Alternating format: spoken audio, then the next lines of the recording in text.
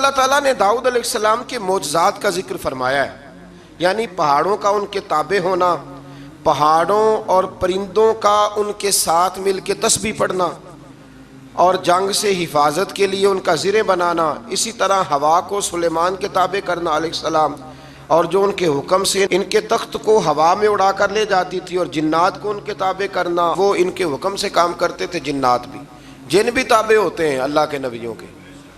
جب نبی پاک طائف سے واپس آئے تھے تو حضور پریشان تھے، تو جنوں کی جماعت نے آ کے کلمہ پڑھا، کہا یا رسول اللہ اگر وقتی طور پر انسان نہیں مانتے تو ہم تو حاضر ہیں نا، ہمیں کلمہ پڑھا دیں۔ جن رسول اللہ کے غلام بنے۔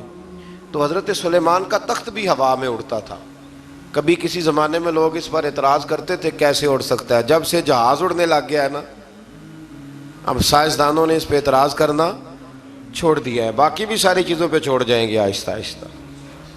پھر اس کے بعد اللہ تبارک و تعالیٰ نے حضرت ایوب علیہ السلام کا ذکر فرمایا ہے۔ اللہ نے انہیں بیٹے دیے، مال دیا، اولاد دی، پھر اللہ نے آزمائش میں ڈالا، چھت گری تو ساری اولاد انتقال کر گئی، جانور، کھیت کھلیان سارے ہی چلے گئے، اور وجود میں آبلے پڑ گئے، پھوڑے پھنسیاں نکل آئے۔ کچھ لوگ معاذ اللہ ایسی عجیب باتیں کرتے ہیں نبیوں کے بارے میں کہ کوڑ کا مرض ہو گیا، معاذ اللہ، اللہ کے نبیوں پر ایسے امراض نہیں آیا کرتے، کچھ آبلے پڑ گئے، اتنا محدثین نے لکھا ہے، تکلیف میں تھے۔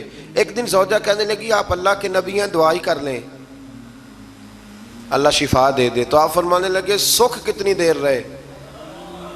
کہنے لگی 60 سال۔ فرمایا ذرا دکھوں کو بھی 60 سال ہو لینے دے، پھر دعا بھی کر لیں گے، ابھی تو 16-17 سال ہوئے، اتنے سال گزر لینے دو، آپ کی زبان سے یہ لفظ نکلے تو اللہ نے شفا عطا کر دی، اولاد بھی دے دی، سارا کچھ عطا فرمایا۔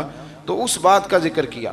پھر اس سے آگے چل کے حضرت اسماعیل کا بھی ذکر ہے، ادریس علیہ السلام کا، ذوالکفل، ذوالنون یعنی حضرت یونس کا، اور جناب زکریا کا بھی ذکر ہے۔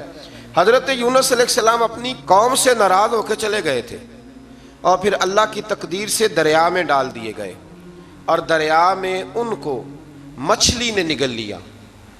انہوں نے تہ در تہ ظلمت میں اللہ سے ان کلمات کے ساتھ توبہ کی، لا الہ الا انت سبحانک انی کنت من الظالمین۔